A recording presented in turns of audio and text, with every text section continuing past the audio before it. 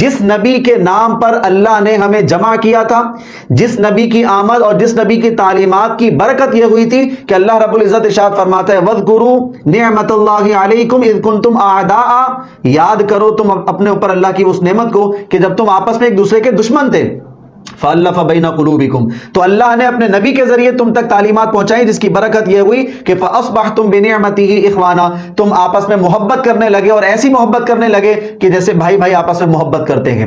یہ تعلیمات کا نتیجہ تھا، لیکن اب اہل علم حضرات کی سستی کی وجہ سے، نقص کی وجہ سے، کمزوری کی وجہ سے امت کو یہ نتیجہ بھگتنا پڑ رہا ہے کہ اب ہم میں اتفاق نہیں، محبت نہیں، بھائی چارگی نہیں، بلکہ اب اختلافات بڑھ گئے۔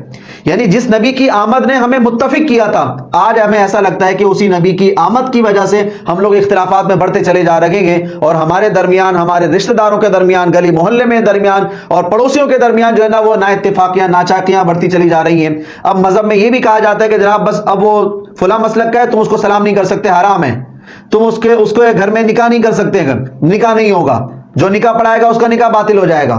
یہ ہمارے دور میں خرافات چل رہی ہیں، بجائے اس کے کہ اس معاملے کو سلجھایا جاتا، بنایا جاتا، اتفاق کروایا جاتا، نبی علیہ الصلوۃ والسلام کی محبت کو صحیح طریقے سے سمجھایا جاتا، اور امت میں ایک وحدانیت پیدا کی جاتی کہ ہم ایک نبی کے ماننے والے ہیں، ہم غیروں سے لڑیں یا اپنے میں ہی لڑ کے مرتے چلے جائیں، مرتے چلے جائیں۔ آج آپ کے سامنے ایک مسئلے کی بنیاد سمجھانا چاہ رہا ہوں۔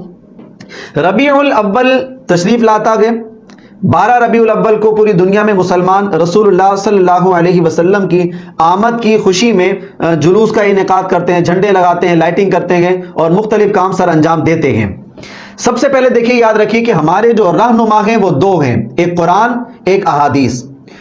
ہم سب سے پہلے یہ دیکھتے ہیں کہ کیا اس بات کا حکم اللہ رب العزت نے دیا ہے قرآن پاک میں کہ آپ نے اس طریقے سے نبی کا میلاد منانا ہے، اس طریقے سے نبی کی ولادت پر خوشی کا اظہار کرنا ہے، قرآن پاک نے حکم دیا؟ جواب ملے گا کہ بالکل قرآن پاک اس سے خالی ہے۔ دوسرا سوال، کیا احادیث صحیحہ میں رسول اللہ صلی اللہ علیہ وآلہ وسلم نے اس بات کا ہمیں حکم دیا، صحابہ کرام کو بتایا کہ تم میرے میلاد پر اس طرح خوشیاں منایا کرو؟ جواب ملے گا کہ بالکل احادیث صحیحہ اس سے خالی ہے۔ تو قرآن بھی خالی، حدیث بھی خالی۔ اب جواب یہ بنتا ہے، اب اس پر ایک سوال ہے، اور وہ سوال یہ ہے کہ جب قرآن حدیث اس سے خالی ہے تو یہ بات آئی کہاں سے؟ کیا رسول اللہ صلی اللہ علیہ وآلہ وسلم کے انتقال کے بعد صحابہ کرام علیہم الرضوان میں کیا یہ معاملات جاری ہوئے تھے کہ رسول اللہ کا میلاد جلوس نکال کر، لائٹنگ کر کے، چراغاں کر کے، جھنڈے لگا کر اس طریقے سے منایا جائے گا؟ صحابہ کرام نے منایا؟ جواب ملے گا کہ نہیں۔ صحابہ کرام کے بعد کیا تابعین نے یہ کام کیا؟ نہیں۔ تابعین میں بڑے بڑے ائمہ ہیں، امام اوزاعی ہیں، امام ثوری ہیں، اس کے بعد امام ابو حنیفہ ہیں، امام شافعی ہیں، امام مالک ہیں، امام احمد بن حنبل ہیں۔ کیا ان چاروں نے یہ کام کیا؟ جواب ملے گا کہ نہیں۔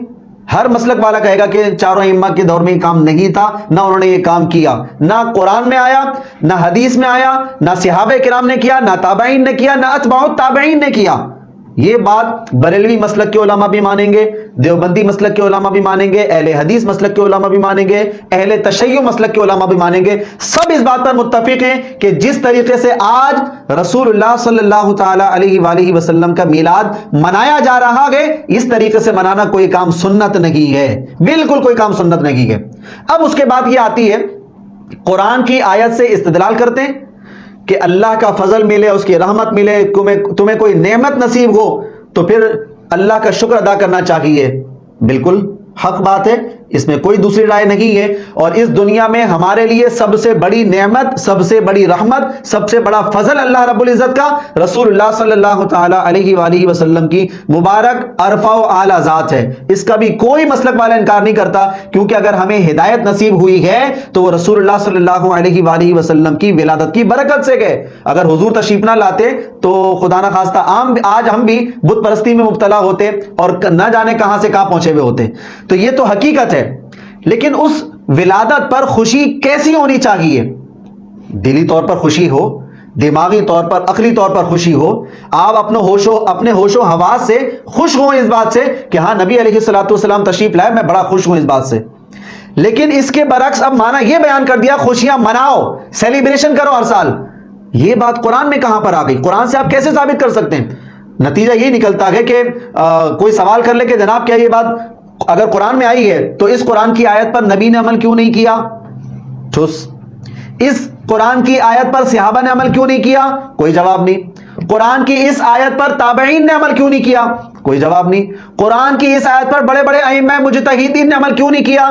کوئی جواب نہیں۔ وہاں پر بالکل بھیگی بلی بن کے خاموش ہو جاتے ہیں اور کوئی جواب نہیں بنتا ہے، اس لیے کہ ہم سمجھ کے سوچ کے کچھ اور بیٹھے ہوئے ہیں۔ اگر اتنی وضاحت سے قرآن میں موجود ہے یہ سب چیزیں، تو پھر صحابہ کرام کو کوئی تو طریقہ اختیار کرنا چاہیے تھا رسول اللہ کے میلاد کو ہر سال سیلیبریشن کرنے کا، لیکن صحابہ کرام نے کوئی سیلیبریشن نہیں کیا، کوئی ہر سال اس کا انعقاد نہیں کیا، اس لیے کہ نہ قرآن سے انہوں نے استدلال کیا، نہ حدیث سے استدلال کیا، نہ نبی نے یہ بات سکھائی، نہ اللہ نے یہ بات سکھائی۔ آج ہمیں قرآن سے سیلیبریشن کے دلائل مل گئے بھائی، سبحان اللہ، واہ، ولا حول ولا قوت الا باللہ۔ یہ دھوکہ دیا جا رہا ہے امت مسلمہ کو۔ اب یاد رکھ لیجئے کہ جب دور نبوی بھی خالی ہے، دور صحابہ بھی خالی ہے، دور تابعین بھی خالی ہے، اتباع التابعین بھی خالی ہے، تو پھر یہ میلاد کا تصور، کانسیپٹ، جلوس کا نکالنا، محافل کا انعقاد کرنا یا جھنڈوں کا معاملہ کرنا، یہ سارے کام ابتدا کیسے ہوئی ہے؟ یاد رکھ لیجئے گا کہ اس کی ابتدا 4 صدی ہجری میں جا کر ہوئی ہے۔ جب 4 صدی میں فاطمیین کی حکومت قائم ہوئی تھی، اس دور میں انہوں نے 6 میلاد منانا شروع کیے تھے۔ پہلا میلاد رسول اللہ صلی اللہ تعالی علیہ وآلہ وسلم کا، دوسرا میلاد سیدہ کائنات شہزادی کونین سیدہ فاطمۃ الزہرا رضی اللہ تعالی عنہا کا، تیسرا میلاد مولا کائنات سیدنا شیر خدا حضرت علی رضی اللہ تعالی عنہ کا، چوتھا میلاد امام حسن رضی اللہ تعالی عنہ کا، پانچواں میلاد امام حسین رضی اللہ تعالی عنہ کا، اور چھٹا میلاد جو اس وقت کا بادشاہ تھا اس کا بھی میلاد سالانہ ملانا شروع کر دیا تھا۔ 4 صدیاں اس سے آپ کی خالی ہیں۔ 4 صدیوں کے بعد جا کر رسول اللہ صلی اللہ علیہ وسلم کے میلاد کی سیلیبریشن ہو رہی ہے، تو یہ آپ کو حق تسلیم کرنا پڑے گا، اور یہ بات ہم نہیں کہہ رہے۔ ابن ضیاء المقدسی الحنفی، حنفی عالم گزرے گے، المتوفى 854 ہجری، وہ یہ بات ارشاد فرماتے ہیں، اور بڑی تفصیل سے انہوں نے یہ بات لکھی ہے۔ اور ان کے بعد شیخ علی محفوظ رحمہ اللہ تعالی، انہوں نے بھی اپنی کتاب الابداع فی المدار الابتداع، جب انہوں نے بدعتوں کے حوالے سے کتاب لکھی، اس میں اس بات کا ذکر کیا ہے، اور میں آپ کو انہی کی عبارت پڑھ کے سنا رہا ہوں، اور ان سے سنیے کہ یہ ابتدا کہاں سے ہوئی ہے اس طریقے سے رسول اللہ صلی اللہ علیہ وآلہ وسلم کا میلاد منانے کی۔ وہ ارشاد فرماتے ہیں اول من احدثها بالقاہرہ الخلفاء الفاطمیون فی القرن الرابع، 4 صدی میں جا کر یہ کام شروع ہوا تھا۔ فابتدعوا 6 موالد، 6 میلاد منانا شروع کیے تھے انہوں نے، المولد النبوی ومولد الامام علی ومولد فاطمہ الزہرا ومولد الحسن والحسین رضی اللہ عنہما، یہ 5 ہو گئے، ومولد الخلیفۃ الحاضر، اور جو اس وقت کا حاضر بادشاہ تھا اس کا میلاد منانا شروع کیا 4 صدی میں جا کر۔ 400 سال آپ کے بیت گئے، نہ صحابہ، نہ تابعین، نہ اتباع التابعین، نہ آپ کے ائمہ مجتہدین، کسی نے انہیں میلاد منایا۔ تو ہمیں تھوڑا غور تو کرنا چاہیے نا کہ یہ بات آئی کہاں سے، اتنا زور و شور کہ اگر کوئی نہ کرے تو آپ کے نزدیک وہ گستاخ ہے، بد نصیب ہے، اس کے نصیب میں نہیں لکھا ہوا۔ عجب تماشے لگا دیے ہیں، علم پڑھا نہیں، دلائل دیکھے نہیں، بس ہم نے چونکہ کرنا گے، زور لگانا گے، کیونکہ ہمارا دماغ کہتا ہے، ہماری عقل کہتی ہے کہ یہ کام ہونا چاہیے، لہذا ہم تو کریں گے بھائی۔ اب کوئی روکتا ہے روکتا رہے، کوئی قرآن پڑھ کے روکتا رہے، کوئی احادیث سے پڑھ کے روکتا رہے، ہم نہیں روکیں گے، ہم نہیں سمجھیں گے اس بات کو۔ اس کے بعد وبقیت الموالد علی رسومیہ، یہ اسی طریقے سے سلسلہ چلتا رہا الی ان ابتلغ الافضل امیر الجیوش، پھر ایک آیا بندہ الافضل کے نام سے، اس نے جو ہے یہ ختم کر دیا اور اس نے پابندی لگا دی، کوئی سالانہ سیلیبریشن نہیں ہوگا اور کوئی اس طریقے سے ان کے میلاد نہیں منائے گا۔ اس کے بعد ثم اعیدت فی خلافت العامر باحکام اللہ فی سنۃ 24 و 50، پھر 524 ہجری میں جا کر اس کی دوبارہ ابتدا ہو گئی، یعنی ایک بادشاہ نے ختم کروا دیا تھا، لیکن اس کے بعد جا کر ایک بندہ اور آیا، اس نے پھر دوبارہ اس کی ابتدا کروائی اور پھر دوبارہ اس کو جاری کروا دیا 524 ہجری میں جا کر۔ بعد ما کاد الناس ینسونہا، لوگ بھول چکے تھے، لوگوں کو پتہ ہی نہیں تھا یہ ہوتا کیا ہے، لیکن اس نے آ کر پھر اس کا اعادہ کروا دیا۔ واول من احدث المولد النبوی بمدینہ، مدینہ میں جو یہ کام شروع ہوا تھا وہ ملک مظفر ابو سعید جو بادشاہ تھا فی القرن السابع، 7ویں ہجری کا تھا یہ بادشاہ ابو سعید ملک مظفر۔ پوچھیے اپنے علماء کرام سے جا کر کہ یہ کون تھا بادشاہ، کیا اس کے لیے علماء کرام نے کتابیں نہیں لکھی؟ یعنی کیا اس کی ہسٹری علماء کرام نے نہیں لکھی کہ ملک مظفر بادشاہ کون تھا؟ یہی وہ بادشاہ تھا جس نے 7ویں ہجری میں جا کر میلاد النبی صلی اللہ علیہ وسلم کا معاملہ شروع کروایا تھا، اور بہت ساری حرکتیں کی تھی، محفل سماع بھی رکھی، مختلف شعراء کو بلوائے، کئی دن تک میلاد منایا جاتا رہا، لیکن یہ بات کنفرم ہے کہ یہ کام سنت نہیں، بات کی ایجادات ہیں۔ تو اگر بات کی ایجادات ہیں آپ کی اپنی پسندیدہ گئے تو آپ اپنے تک رکھیے نا، مذہب مسلک کا اس کو مرکز اور مما کیوں بنا رکھیں گے؟ اس کے بعد آئیے، وقد استمر العمل بالمولد الى یومنا ھذا، یہ شیخ علی محفوظ وہ فرماتے ہیں کہ آج ہمارے دور تک یہ کام چلتا ہوا رہا ہے اور یہ مستقل طور پر لوگوں میں رائج ہوتا چلا جا رہا ہے، وتوسع الناس فیہا، اور لوگ اس میں بڑی وسعت میں پڑ گئے ہیں، وابتدعوا کل ما تہواہ انفسہم، اور یہ انہوں نے بدعت ایجاد کی تھی جنہوں نے اپنی ہوائے نفسانی کا سہارا لیا تھا، ان کا جو دل کیا وہ کرنا شروع ہو گئے ہیں۔ ورنہ اگر یہ کام اللہ کو پسند ہوتا، رسول اللہ کو پسند ہوتا، صحابہ کرام کو پسند ہوتا تو کہیں تو ملتا، لیکن نہ قرآن، نہ احادیث، نہ صحابہ کرام کے آثار، کہیں پر یہ کام نہیں ملتے ہیں۔